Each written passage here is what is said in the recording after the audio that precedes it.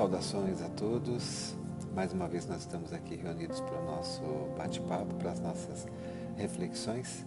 E como sempre, eu convido a todos para que possamos nesse instante levar o nosso pensamento até Deus, nosso Pai Celestial, e Jesus, nosso Mestre Maior.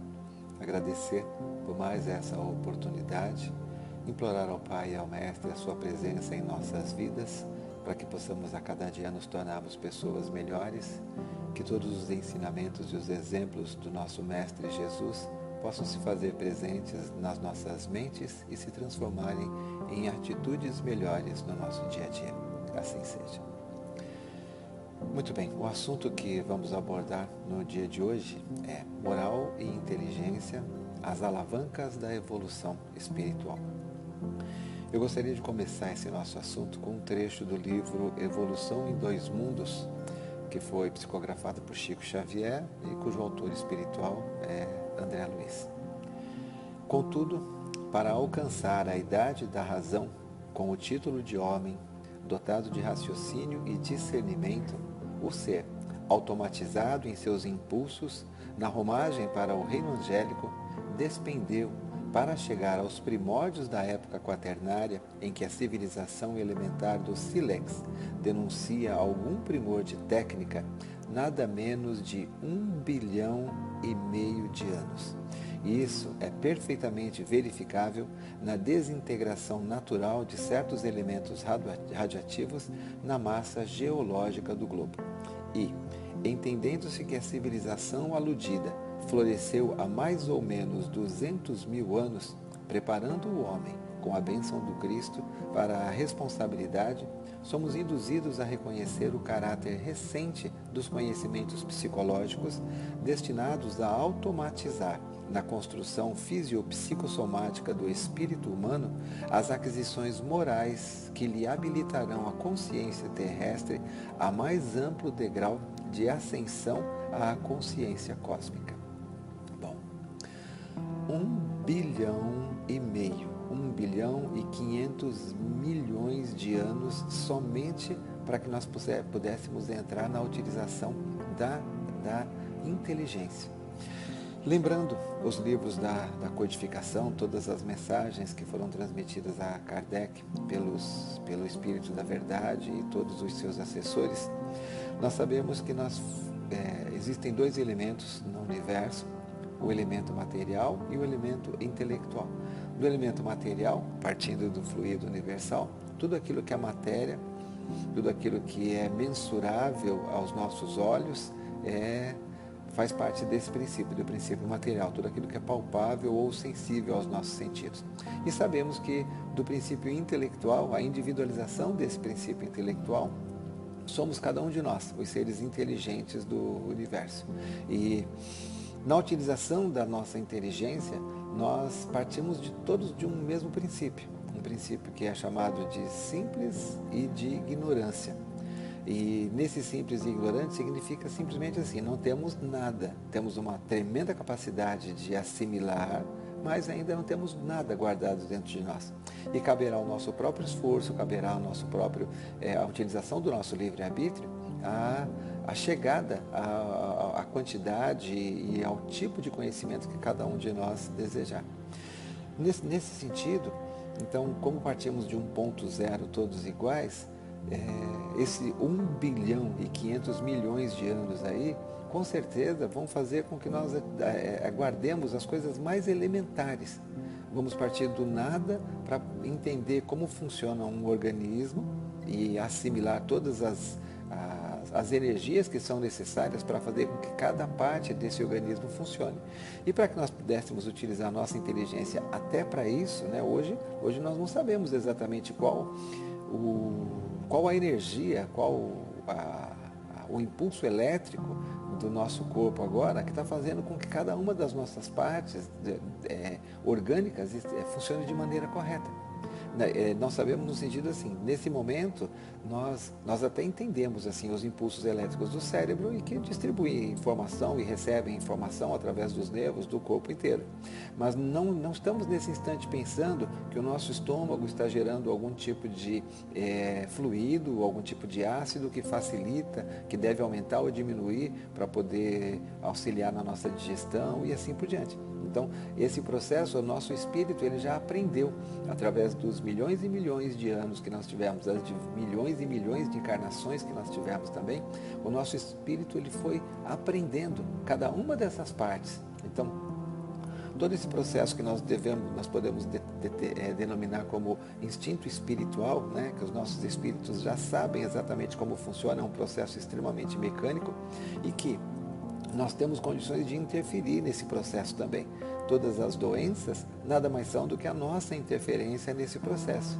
Todas as vezes em que nós não utilizamos de maneira correta o nosso livre-arbítrio na nossa alimentação, no nosso descanso, no nosso exercício ou em qualquer outra atividade que envolva o nosso corpo físico, fatalmente nós trazemos um desequilíbrio. E hoje a ciência, ela já conhece muito desses processos através da observação e ela consegue fazer com que através dos remédios, através das terapias, nós consigamos buscar algum tipo de equilíbrio. É lógico que às vezes nós não conseguimos esse equilíbrio e aí se tornam doenças mais graves, se tornam interferências através de remédios e de outras coisas e que numa próxima oportunidade, né, abandonando um corpo e depois com o tempo adquirindo um corpo novo, nós retomamos o nosso processo e numa segunda oportunidade talvez não cometamos os mesmos erros, mas com certeza haverá uma época em que conseguiremos conviver em harmonia com o nosso corpo físico e causaremos muito menos transtornos a ele e fará com que nós tenhamos uma longevidade maior e ao mesmo tempo uma qualidade de vida também maior. Seremos ainda crianças, adolescentes, adultos e velhos, mas não teremos talvez tantas mazelas como nós temos hoje, né? Quando atingimos a idade da velhice. No desenvolvimento então da inteligência, né? Então vamos definir uma coisa, a inteligência seria a nossa capacidade de assimilar conhecimento. Então, observando as coisas, nós vamos entendendo como elas funcionam. E aí, a partir do momento em que nós assimilamos esse conhecimento, nós conseguimos gerar situações e essas situações elas conseguem tornar a nossa vida melhor. A cada vez nós vamos melhorando a qualidade de vida, vamos dizer assim. Nós vamos melhorando o nosso conforto, nós vamos melhorando a nossa saúde, nós vamos melhorando no momento atual, vamos dizer assim, a parte da nossa saúde mental também. Então, um exemplo, vamos imaginar na pré-história um incêndio e nesse incêndio nós somos carnívoros, nós nos alimentamos de carnes de outros animais e aí num incêndio um animal morre e nós percebemos que o sabor daquela carne ficou melhor do que era cru. E aí nós descobrimos também que nós podemos simular, nós podemos vendo elementos que aconteceram, nós conseguimos gerar aquele fogo. Então, através da inteligência, nós conseguimos então fazer com que a reprodução do fogo, que poderia ter sido um acidente, um raio, alguma coisa que aconteceu, nós conseguimos fazer com que reproduzir esse fogo através de duas pedras, né, lascando duas pedras uma na outra e gerando uma faísca que num elemento que esteja extremamente seco ele consegue se incendiar. E aí nós podemos reproduzir. Nós caçamos o animal através da nossa inteligência, nós pegamos o fogo, criamos e reproduzimos o fogo através da nossa inteligência, e aí aquilo que a natureza fez e que nós estávamos atentos e observamos, nós conseguimos reproduzir e fazer com que a nossa alimentação ela se torne uma alimentação mais saudável, uma alimentação mais saborosa. E com o passar do tempo vamos descobrindo também outras formas de alimentação, cozinhando legumes, utilizando de verduras e assim por diante. Todo um processo em que a tentativa e erro, fazer acertar, fazer e errar, reproduzir o que deu certo, parar de fazer aquilo que deu errado e repassando essa informação para outros. Então, nós vamos devagarinho evoluindo os nossos conhecimentos e, lógico, num primeiro momento, estaremos extremamente ligados somente à nossa própria sobrevivência, às necessidades básicas da matéria, então praticamente viveremos somente para comer. Só busca constante de alimento, porque não haverá alimento na quantidade certa, no tempo certo que nós precisamos. Então talvez não tenhamos como hoje, né, a alegria, a facilidade de tomar um café da manhã, de ter um almoço, de ter um jantar e, se for necessário ainda, um alimento antes de dormir, antes do descanso. Então, na época da escassez, praticamente a nossa vida era somente essa busca e a nossa inteligência se voltava somente para isso. À medida em que nós fomos nos desenvolvendo intelectualmente, nós fomos percebendo que agrupando várias pessoas facilitava esse trabalho da caça. Depois, com o tempo, aprendemos que poderíamos fazer com que as frutas, os legumes, as verduras, aquilo que nós temos necessidade também na nossa alimentação, elas poderiam ser colocadas em espaços restritos e dentro desses espaços nós poderíamos controlar, nós poderíamos cuidar para que não faltasse. Então podemos gerar o nosso próprio alimento ali, né? Então reproduzir as verduras e as frutas em pomares, em hortas, e nos alimentamos de maneira melhor. E daqui para frente, né? Quer dizer, por dedução, todo o processo da lavoura, cada um se especializar em alguma coisa, e aí nós trocarmos coisas uns com os outros, e depois a vinda do dinheiro, e assim por diante. É preciso então que a gente defina os dois elementos do qual nós vamos falar, que é a moral e a inteligência. Pelo Google, né, como sempre, é a melhor maneira de nós buscarmos a definição de um determinado termo, de uma determinada palavra. De acordo com o Oxford Language, inteligência é a capacidade de conhecer, compreender e aprender, adaptando-se a novas situações. Ao longo da história da humanidade, o conceito de inteligência foi definido de diferentes formas. Disse até que nós temos 7 tipos de inteligências diferentes, né? E nós temos a moral. A moral é um conjunto de normas que servem para orientar a maneira de agir das pessoas dentro de um contexto específico. Por conta disso, estamos falando de um conceito de caráter particular e que se baseia, sobretudo, em hábitos e costumes. Já a ética funciona basicamente como uma racionalização da moral. À medida em que o homem ele se desenvolveu intelectualmente e ele passou a perceber que a vida não é somente as necessidades básicas, então ele começou a utilizar alguns conceitos para poder conviver uns com os outros.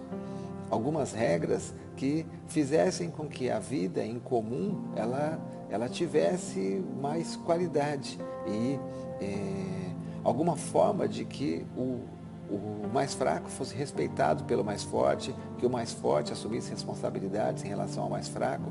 Não tem como nós falarmos então de inteligência sem que nós falemos também de instinto. Qual a diferença entre o instinto e a inteligência?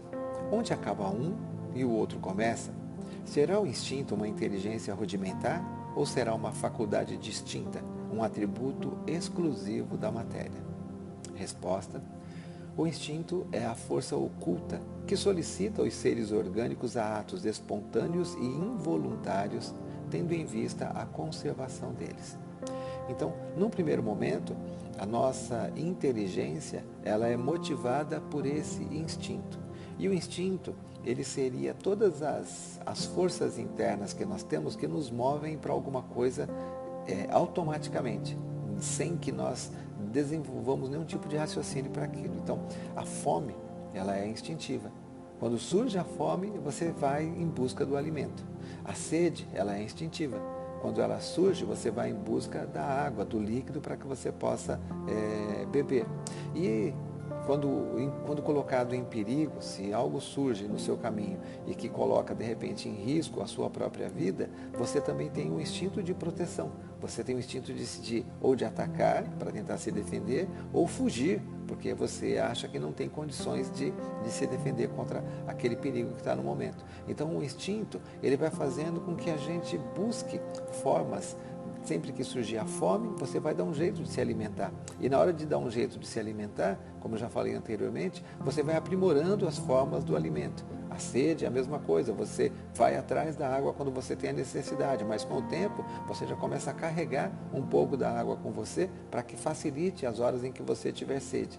E aí, com a evolução também da própria civilização, essas necessidades básicas, elas começam a despertar na gente outras coisas, outros desejos, né, por outros tipos de alimento, e na confecção dos alimentos, a busca do sabor, e dentro da busca do sabor, o doce, o salgado, o aspecto visual do alimento. Então, uma série de outras coisas que a inteligência vai trazendo para nós. Então, hoje, a alimentação, ela não é somente uma necessidade básica para que nós possamos sobreviver. Ela acaba se tornando uma arte em virtude das diferenças de sabores que nos atraem e que nos impressionam ao nosso paladar, e também o aspecto visual da alimentação, que faz com que a gente queira um bolo com um determinado enfeite, uma comida com um determinado tempero, com alguma coisa visual, a forma como ela é disposta,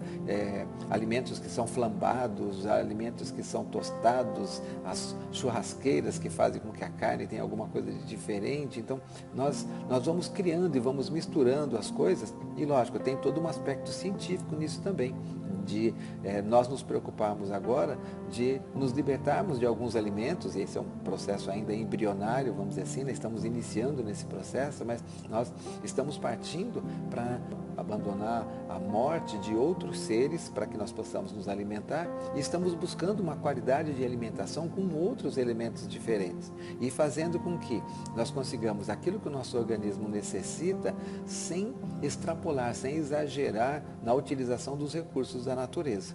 Cada vez mais a nossa inteligência vai nos direcionar para isso, o alimento necessário, na qualidade necessária, mas hoje ainda nos impressionamos com o sabor.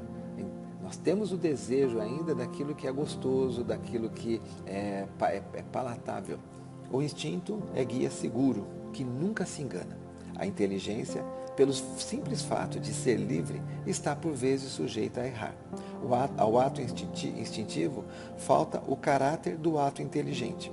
Revela, entretanto, uma causa inteligente essencialmente apta a prever. Então, o instinto, ele sempre nos leva a alguma coisa que realmente nós temos necessidade. Separar exatamente o ato instintivo do ato inteligente é um processo muito, muito, muito delicado e que exige uma atenção muito grande, porque eles se misturam. Num exemplo que é dado no próprio livro, o andar é um ato instintivo. A partir do momento que nós disparamos algum impulso elétrico para os nossos músculos, eles movimentam as nossas pernas. Agora, escolher entre andar mais rápido e correr, saltar, já é um processo da inteligência. Se você vai atravessar uma rua e você percebe que vem um carro, você faz um cálculo matemático, né? E não colocando em números, né? Mas uma sensação.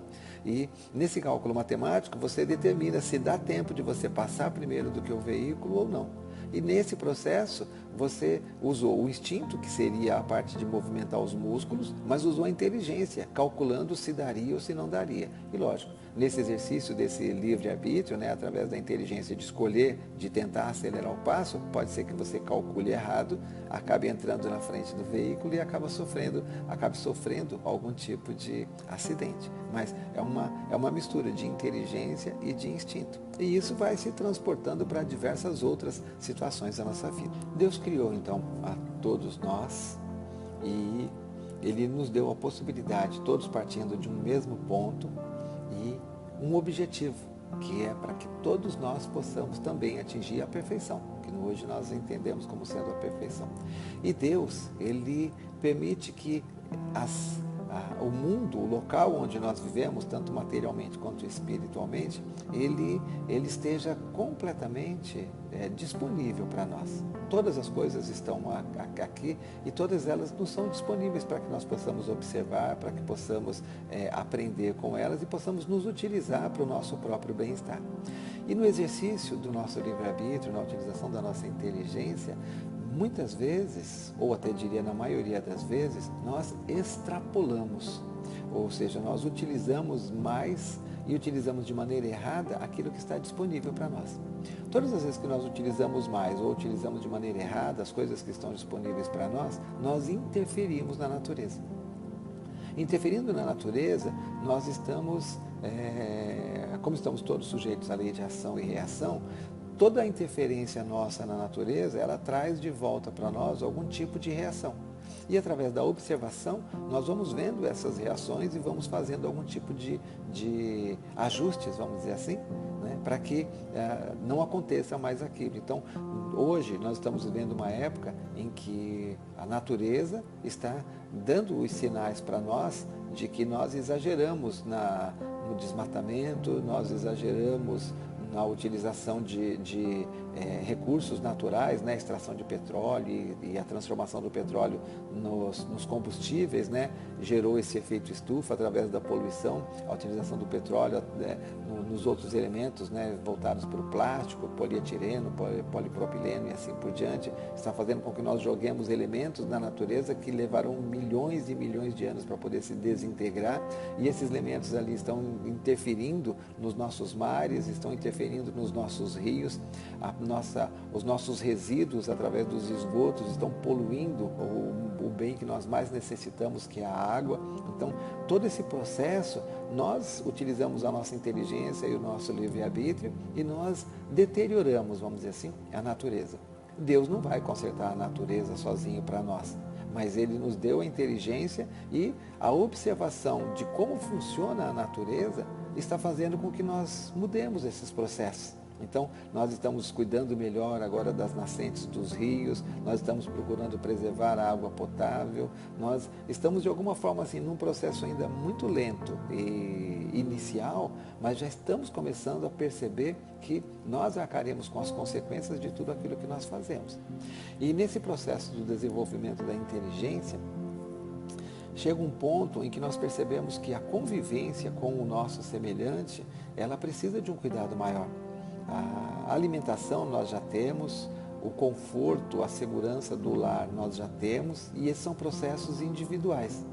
Agora, nós percebemos que a convivência com outras pessoas, ela nos interfere na nossa convivência também. A gente está presente com os nossos familiares, pessoas que de alguma forma já fizeram parte da nossa história, na história que eu digo, numa história de um passado, de outras oportunidades, e pessoas que surgem no nosso caminho também. A convivência com diversas pessoas diferentes faz com que desperte dentro de nós diversos tipos de emoções diferentes também. Emoções que depois de um determinado momento se transformam em sentimentos constantes. Então, uma pessoa que te humilha numa determinada situação, porque ela agiu de uma determinada forma que interferiu no seu dia a dia, nos seus sentimentos, ela desperta dentro de nós um sentimento de raiva, fruto ainda do nosso instinto de preservação, né? Mas um sentimento de raiva.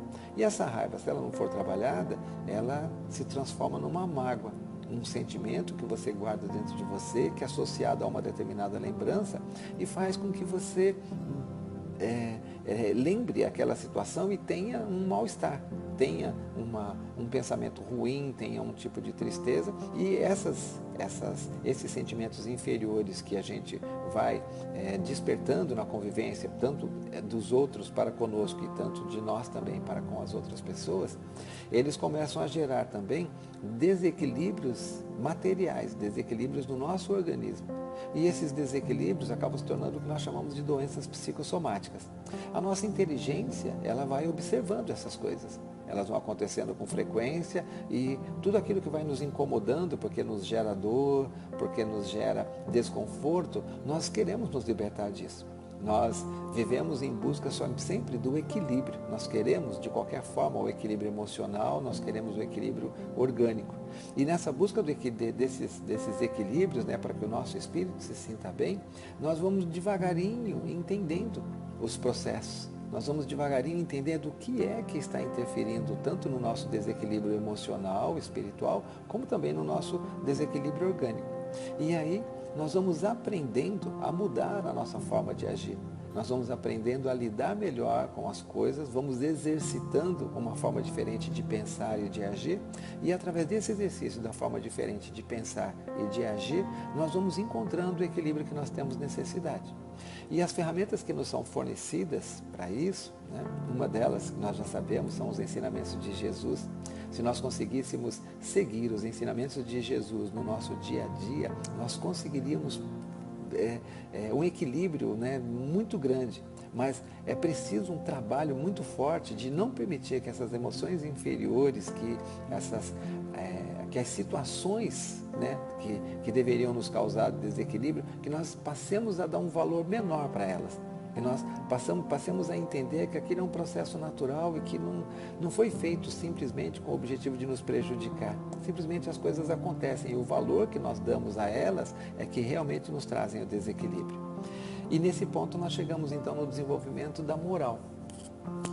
Que quando nós estabelecemos um conjunto de regras, quando a nossa inteligência ela percebe que é preciso que entre nós e as pessoas que convivem conosco exista um tipo de cuidado, exista um tipo de respeito, e que esse respeito e esse cuidado não envolve somente cada um ficar no seu canto e cuidar da sua própria vida, mas o inverso, nós nos preocuparmos uns com os outros, nós tomarmos cuidado uns com os outros, tanto nas coisas básicas, nas necessidades de alimentação, de segurança, de saúde, de conforto, como também no respeito aos sentimentos, às atitudes que nós teremos perante outras pessoas e que de alguma forma podem interferir na maneira delas de pensar e de agir. Então, um exemplo, se nós somos os patrões, você, por lei, o seu subordinado ele tem que cumprir as regras, ele tem que executar o trabalho dele, e nós temos que exigir isso do nosso subordinado. Agora, qual a forma que você exige isso? Você trata a pessoa simplesmente humilhando ela na frente dos outros quando ela comete algum erro? Você cobra o trabalho dela de uma maneira como se ela fosse uma máquina que tem que produzir aquilo que você quer, na quantidade que você quer, do jeito que você quer? Então, isso nós estamos interferindo na vida do nosso semelhante. E a mesma coisa o inverso. Se você necessita daquela oportunidade de trabalho para o seu próprio sustento, qual a maneira que você está executando o seu trabalho? E você está fazendo da melhor maneira possível? Você está cumprindo exatamente com aquilo que foi determinado? Então, esse conjunto de regras de convivência, né, isso em relação ao trabalho, mas nós temos também as regras de convivência em relação à parte social, ou conviver com os nossos vizinhos, conviver com as pessoas que estão conosco no transporte público e assim por diante, com os outros carros que estão se direcionando cada um para o seu canto e assim por diante. Então, todas essas relações humanas, elas vão fazendo com que nós busquemos cada vez mais uma atitude, um pensamento em relação ao nosso semelhante em que traga o bem-estar para ele.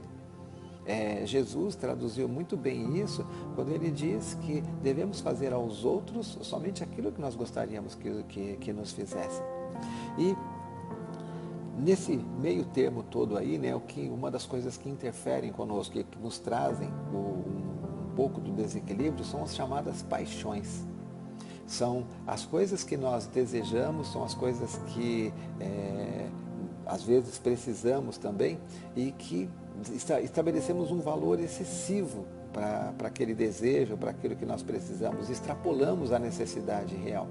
E essas paixões, elas têm um lado bom, porque elas fazem muitas vezes nós nos movimentarmos em determinada direção correta. Então, aquele que tem o desejo de empreender, aquele que tem aquela paixão por criar, por inventar, com certeza ele trará muitos benefícios para a humanidade através das suas criações, através das suas invenções, da sua inteligência. E hoje nós vemos, né, a nossa vida, ela com certeza eu diria, usando eu mesmo como exemplo, eu tenho 58 anos de idade agora, né?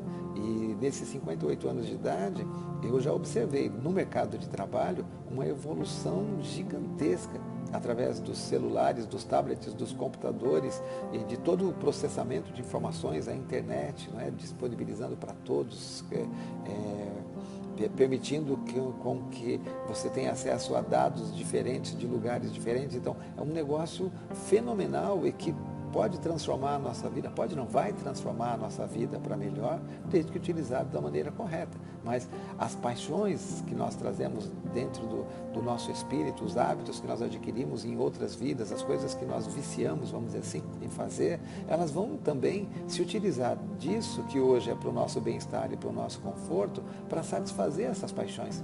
Então nós vemos aí a pornografia infantil, nós vemos aí os discursos de ódio contra a religião, ou contra a raça, ou contra a condição social. Então, ao mesmo tempo que essa ferramenta ela faz com que nós tenhamos a possibilidade de crescer, mas ela também permite que essas paixões, essas coisas da qual nós não nos libertamos ainda, elas extrapolem.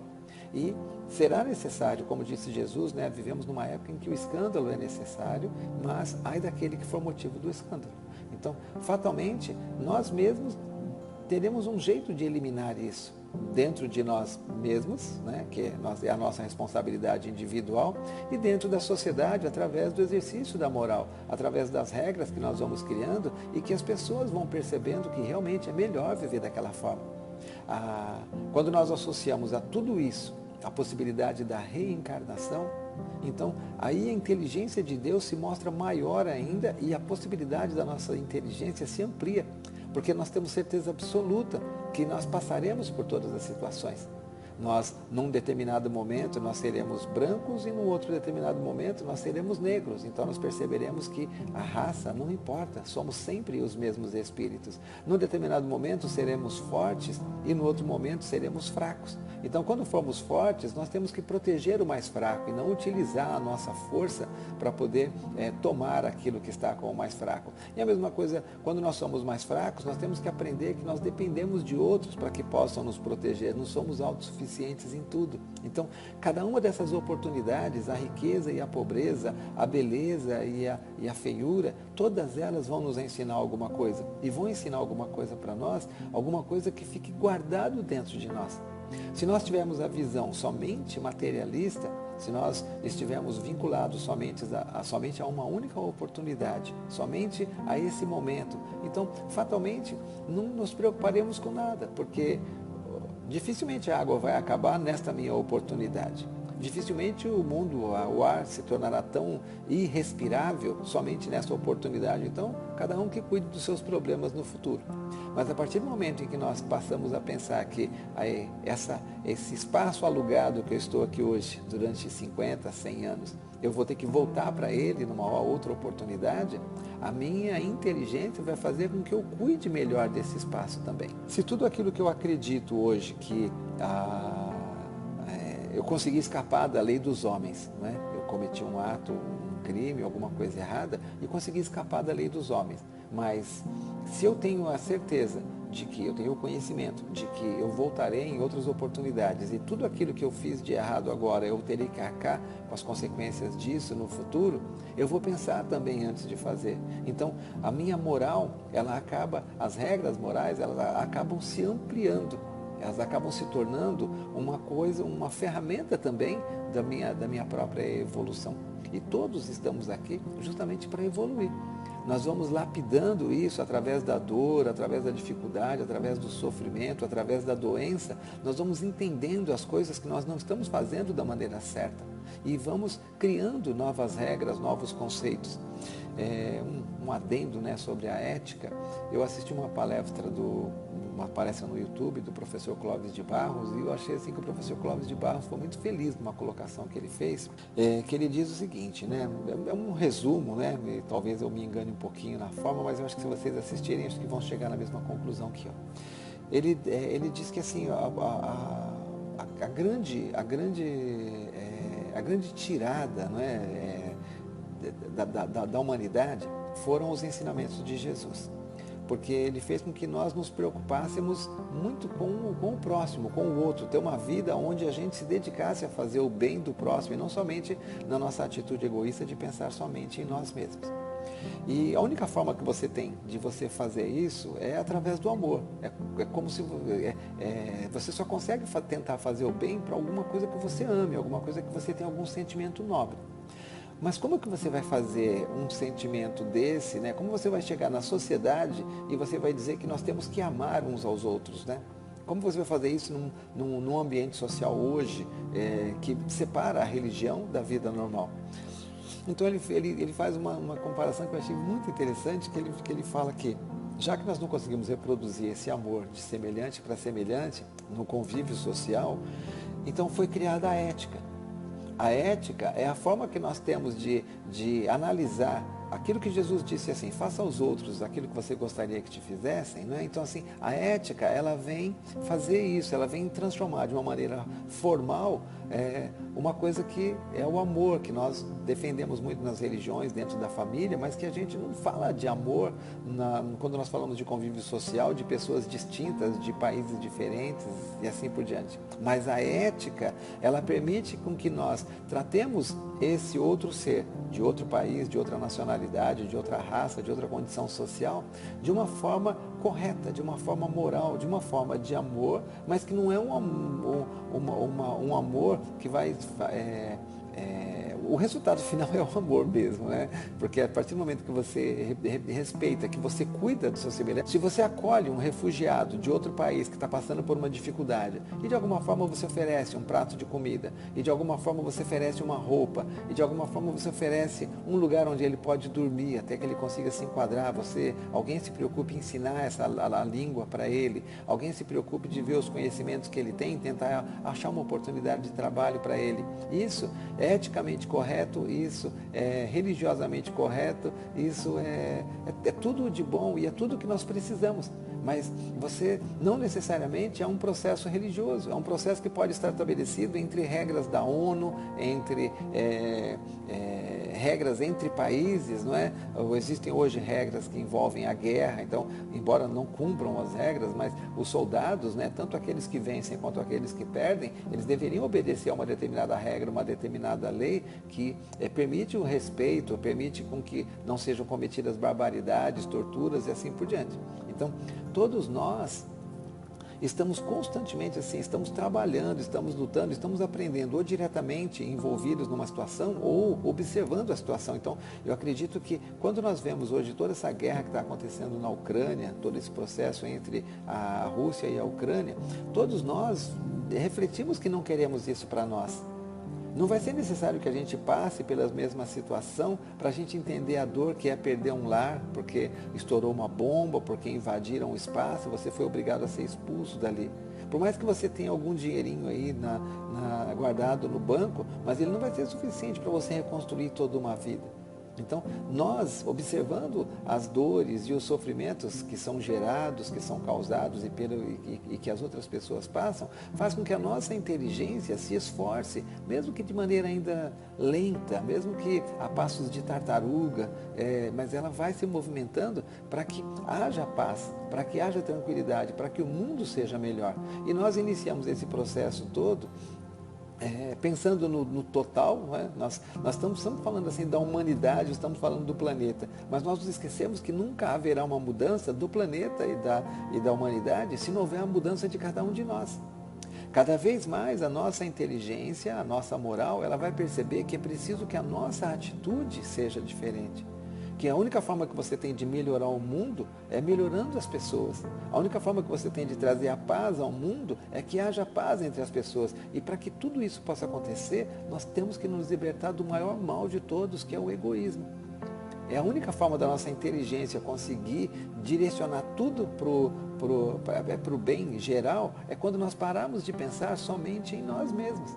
egoísmo, é você pensar só em você, é você querer sempre o primeiro para você, é você querer tudo para você, é você querer que as pessoas estejam sempre fazendo aquilo que te agrada. Então, a partir do momento em que nós abandonarmos um pouco mais o egoísmo, deixarmos de pensar em nós e começarmos a pensar no nosso semelhante, não só o semelhante, aquele que está dentro do nosso lar, mas mesmo o semelhante que está num outro país diferente do nosso, mesmo o semelhante que talvez esteja ao nosso lado, mas que já está liberto do corpo, que nós chamamos de obsessor, que nós chamamos de encosto e assim por diante. Então, assim, se nós começarmos a pensar no outro e entender as dificuldades e as dores dos outros e buscarmos aliviar essa dificuldade, essa dor, fazer alguma coisa de bom para eles, automaticamente a nossa inteligência está trabalhando para que nós nos desenvolvamos emocionalmente, para que nós possamos aprender a amar a Deus sobre todas as coisas e ao próximo como a nós mesmos. E eu acredito que nós estamos hoje, nós temos todas as ferramentas que são necessárias para isso, né? Na pergunta 909 do Livro dos Espíritos nós temos: poderia sempre o homem, pelos seus esforços, vencer as suas más inclinações? Resposta: sim, e frequentemente, fazendo esforços muito insignificantes. O que lhe falta é a vontade.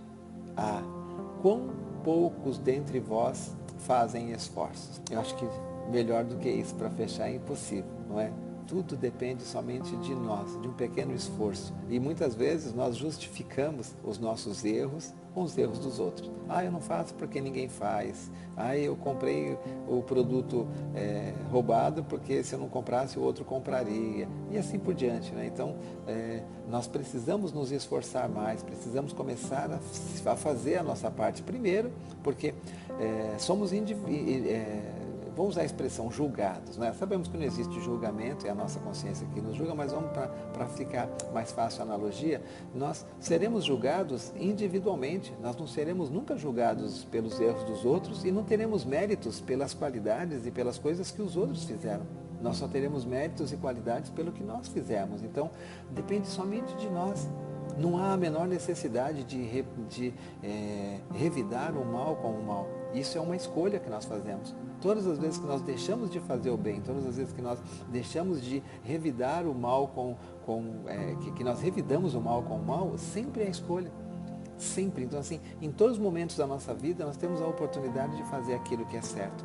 E sempre que fazemos o certo, aqueles que estão ao nosso redor, eles vão observar e, de alguma forma, vão valorizar e tentar também seguir uma linha, né? A mesma linha que você está seguindo. Todas as vezes que nós fazemos uma coisa boa, a tendência é que as pessoas que estão próximas também se movimentem para fazer as coisas boas. Nós observamos aí as entidades, né? Sejam elas simplesmente filantrópicas ou sejam entidades religiosas e que de alguma forma lutam para cuidar do próximo, daquele que tem mais necessidade, elas se esforçando para fazer o bem, surgem pessoas, surgem empresas, surgem entidades que auxiliam para que elas consigam fazer o bem também. Então, sempre que nós movimentamos a nossa inteligência em benefício do próximo, Deus também, na sua infinita misericórdia, traz para perto de nós outros que também têm o mesmo desejo, a mesma vontade. Então, sempre que nós nos movimentamos no bem,